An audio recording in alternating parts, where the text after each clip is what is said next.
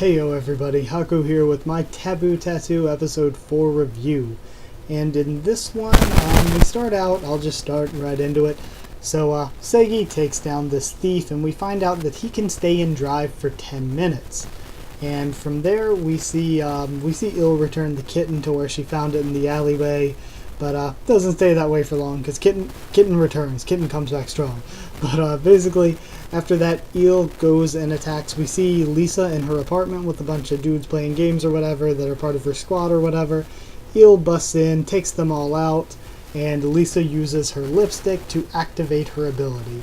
So we find out back at the school that Touko is getting randomly strong, and we later find out that that's because of the effect left on her by Il's tattoo, which is kind of odd. So not sure what they have going on there, but she gets stronger when Il's tattoo is active, apparently.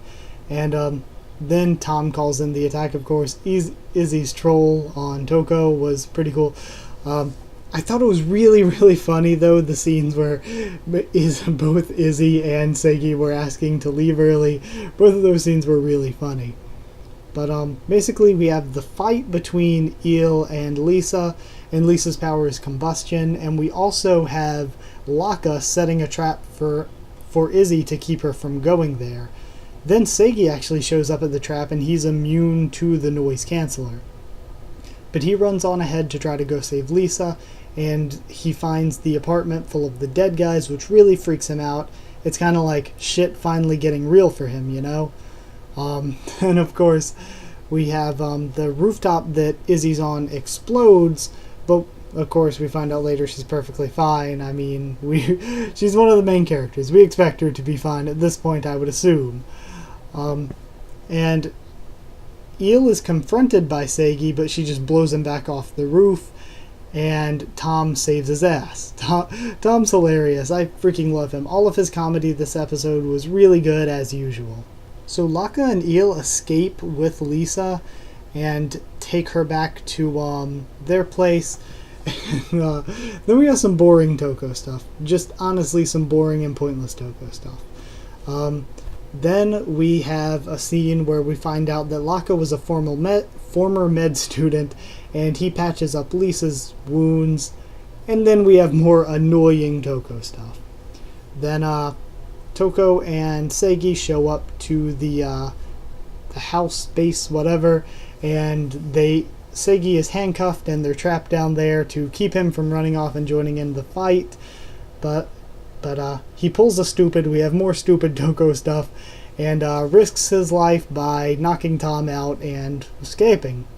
Then we end with I'm getting through this really quick. I don't feel like very much happened this episode. But we end with Izzy and the soldiers attacking. Laka shows up in front of them, and we build hype for Izzy versus Laka once again next episode. So for this one, my thoughts on it. Not much happened. Those were my thoughts. Very little happened. Like, I got to the end and I was like, well, we're not in too different a place than we were before, except now Lisa's captured.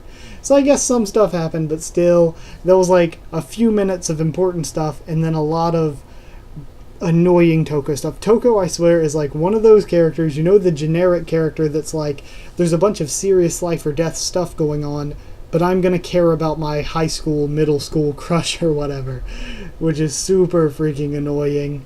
And just whining about it and stuff in the background is just, it's annoying, and I feel like they spent a lot more time on that than they needed to, because it's really kind of just boring and unnecessary. Like, Touko is getting to be an annoying and generic character. Also, a problem with this episode was that from the first three, this one's animation seemed way down. Like, a lot of the backgrounds were really, like, plain, like, very, very plain. A lot of the computer animation was bad looking, which I'm not a fan of computer animation anyway, but it was bad looking and did look out of place in a lot of parts. And another problem is they overused, like, I know every anime uses it here and there, but they really overused the whole talking with just flying colors background, and with just the flying colors background. Like, that is really cheesy and just a trope that nobody likes. It is just lazy, and they used it a little bit too much. So while overall, for a normal anime, I did think this was definitely above average, I think it was way lower than what I've come to expect from Taboo Tattoo. And I don't know, just enjoyable, but not as much so as the first three. I really loved the fights and stuff at the apartment, but we spent like so little time on that. And the stuff I didn't like, we spent a lot of time on. So it's whatever. I still love eel, so eel, waifu taimo. But yeah, I'll give this one like 6.5 kitten eye patches out of 10. So yeah, just I don't know, I liked it. I'm just, this is one of those episodes of something where I did like it and I did enjoy watching it.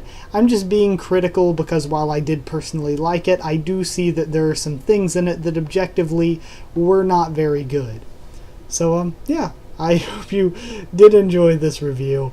So like if you did like it, and comment down there and tell me what you thought of the episode, because you could totally have different thoughts on certain things that you maybe had a little bit more insight on than I did, and tell me what you thought of my thoughts about it too.